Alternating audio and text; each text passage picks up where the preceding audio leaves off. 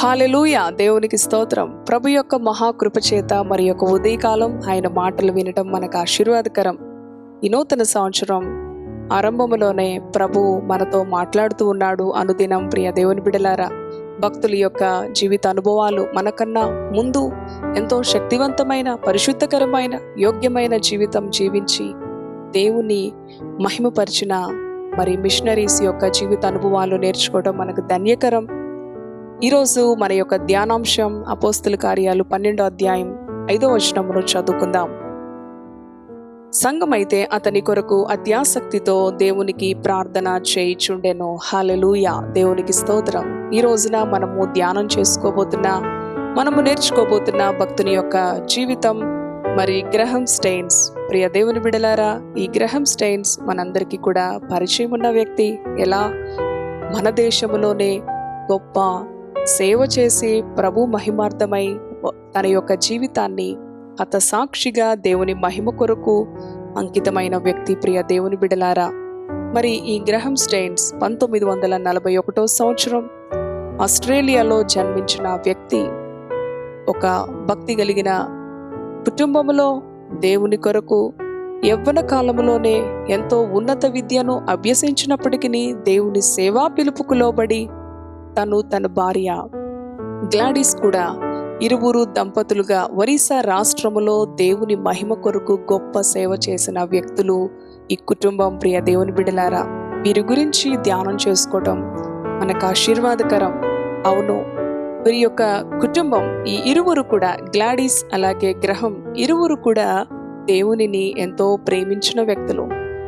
భక్తి కలిగిన జీవితం అంటే వారికి ఎంతో ఇష్టం.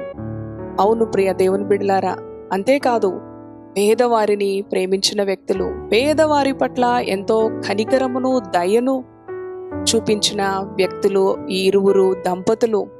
అలానే కుష్ఠరోగుల మధ్య గొప్ప పరిచర్యను చేశారు. దేవుని ప్రేమను అందించారు, రక్షణను, సువార్తను అందించి దేవుని ప్రేమతో వారిని ఎంతగానో పరామర్శించిన దంపతులు. ఈ ఇరువురికి కూడా 3 సంతానాన్ని ప్రభు అనుగ్రహించారు. Esther, Timothy, Philip. ప్రియ దేవుని బిడలారా, ఈ నార్త్ ఇండియా ప్రాంతంలో, ఈ ఒరిస్సా రాష్ట్రంలో వారు ఎంతో శక్తివంతంగా దేవుని పరిచర్య చేస్తూ ఉన్న ఆ యొక్క సమయంలో క్రైస్తవులపై దాడులు, మరి ఎంతోమంది దేవుని బిడలకు వ్యతిరేకంగా లేచి ఎన్నో సంఘాలపై, దాదాపు 60 సంఘాలపై దాడులు చేసిన అనుభవం ఆ దినాలలో 1986 సంవత్సరం మొదలుకొని 1998 సంవత్సరం వరకు కూడా ఎన్నో దాడులు చేసిన ఆ సమయంలో వారు అదే రాష్ట్రంలో ఒరిస్సాలో దేవుని కొరకు ప్రాణానికి కూడా తెగించి మరలా అమ్మో ఈ చర్చిలపై దాడులు చేస్తూ ఉండగా మనము మన కుటుంబం కూడా మరి నశించిపోతామేమో, మరణిస్తామేమో, తిరిగి మన దేశానికి వెళ్ళిపోదాం అన్న ఆలోచన లేకుండా అక్కడే వారు 40 సంవత్సరాల వరకు దేవుని కొరకు గొప్ప సేవ చేసిన కుటుంబం. ప్రియ దేవుని బిడలారా, ఈ యొక్క కుటుంబము ఒకరోజు సువార్త పరిచయ నిమిత్తం వారు వెళ్ళి వస్తూ ఉండగా, మరి ప్రయాణ అలసట చేత రాత్రి 12 గంటలకు ఒక చర్చి ముందు వారి యొక్క వాహనాన్ని నిలిపి ఆ రాత్రి ఆ కారులో నిద్రిస్తూ ఉండగా కొంతమంది దుండగులు వచ్చి, ప్రియ సహోదరి సహోదరుడా, ఆ నిద్రిస్తున్న ఆ యొక్క వాహనం పైన మరి పెట్రోల్ చేత ఆ యొక్క వాహనమును కాల్చివేసేస్తారు. వారు నిద్రలో మేల్కొని మరి ఎంతగానో అరుస్తూ ఉంటారు, ఎవరైనా రక్షించండి, కాపాడండి.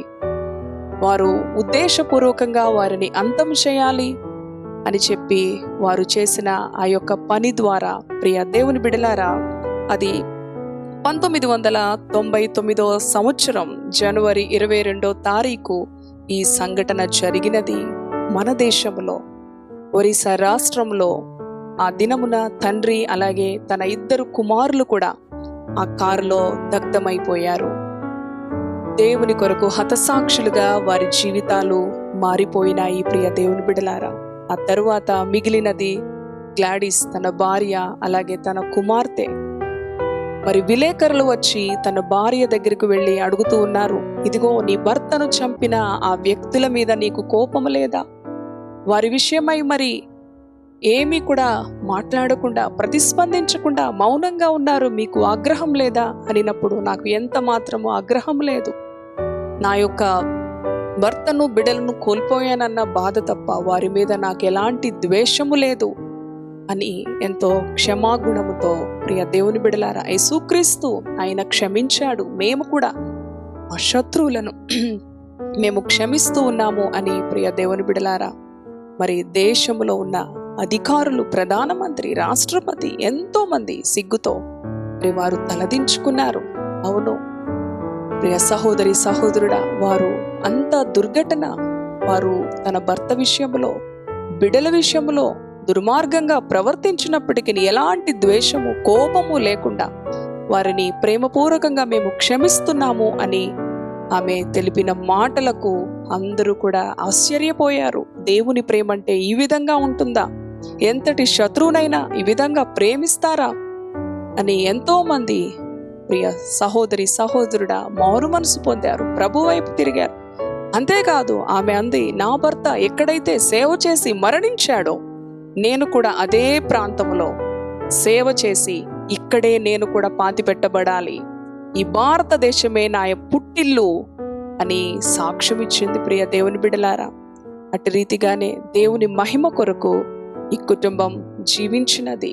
ఈ రోజున మనకి ఎంతో మాదిరిగా దేవుని యొక్క వాక్యం సెలవిస్తుంది కదా, మీరు ఈ లోకానికి వెలుగు అని. వెలుగు సంబంధులుగా జీవించి వారు భౌతికంగా మరణించినప్పటికీ వారి సాక్ష్యము ఈ రోజుకి వెలుగుతూనే సజీవంగా ఉన్నది. అంటే కారణం దేవుని రాజ్యాన్ని, నీతిని వెదగడానికి మొదటి స్థానాన్ని, మొదటి ప్రాధాన్యతను ఇచ్చిన భక్తులు వీరు మనకెంతో మాదిరికరంగా ఉన్నారు. దేవుని వాక్యానుసారంగా మనము కూడా ఆయన చిత్తానికి లోబడి ఈ 2024 సంవత్సరం దేవుని కొరకు ఒక మంచి పనిని, ఒక గొప్ప కార్యాన్ని ఆయన మహిమ కొరకు చేయడానికి సిద్ధపడదాం. అనేక నశించిపోతున్న ఆత్మల కొరకు కన్నీరు కార్చి ప్రార్థించే అనుభవాన్నైనా కలిగి ఉందాం. ఇట్టి కృప ప్రభు మనకి అనుగ్రహించునుగాక. ప్రార్థన చేసుకుందాం. దయగలిగిన తండ్రి, పరిశుద్ధుడా, నీ పరిశుద్ధ నామానికి వందనాలు. ఈ ఉదయ కాలము గ్రహం స్టెయిన్స్ ఆస్ట్రేలియాలో 1941 ఆ యొక్క సంవత్సరంలో జన్మించినప్పటికీ కూడా ప్రభువా తండ్రి, నీవు నమ్మదగిన దేవుడవు ప్రభువా.